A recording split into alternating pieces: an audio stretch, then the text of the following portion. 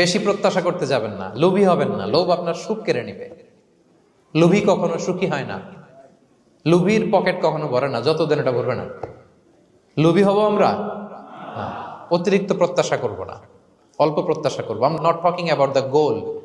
Goal should be bigger and higher, but I am talking about expectation. বেশি expect করা ভালো না। খুব প্রত্যাশা নিয়ে রাখছেন, কিছু পান নাই, দেখবেন যে কষ্ট লাগবে, ঠিক কিনা? আর কোনো এক্সপেকটেশন নাই, এরপরে যেটা পাবেন ওইটাই লাভ।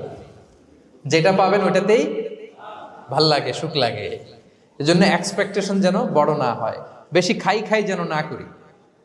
হ্যাঁ, কালকে কি খাবো, পরশু, আগামী সপ্তাহে আমার মেয়ের কি হবে, ছেলের কি হবে, ওদের ভবিষ্যৎ, গাড়ি বাড়ি নাই, এই যে অস্থির, এরকম আসলে নাই।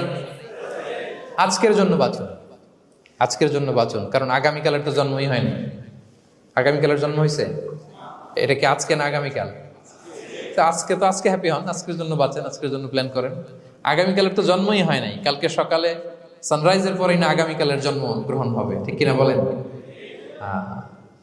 তাহলে প্রত্যাশা কমান, হ্যাপি হবেন আপনি। ইমাম গাজালি রাহিমাহুল্লাহ একটা চমৎকার কথা বলতেন। উনি বলতেন, তোমার রিজিকে যা আছে এটা 2 পাহাড়ের মাঝখানে থাকলেও এটা তুমি পাবা। আর যেটা তোমার রিজিকে নাই, ওইটা অনেক দূর থেকে আনার পরেও হাত দিয়ে নিয়ে 2 ঠোঁটের মাঝখানে রাখলেও ওইটা পড়ে যাবে। কথা বুঝতে পেরেছেন? আপনি মাঝে মাঝে অ্যানিমেল কিংডম অথবা জিওগ্রাফিক্যাল চ্যানেলে দেখবেন যে বক মাছ শিকার করে কিভাবে অনেকক্ষণ লুকিয়ে থাকে, হুট করে একটা মাছ ধরে, ধরার পরে মাছটা বাঁচার জন্য ছোটাছুটি করে, বকটাও কামড় দিয়ে এমনি ধরে অমনি ধরে, পরে যায় আবার ধরে, আবার পরে যায় আবার ধরে, সবশেষে মাছটা টুপ করে পানিতেই পড়ে যায়। কারণ এটা ওর নসিবে নাই। কি বলেন? এটা রিজিকে নাই।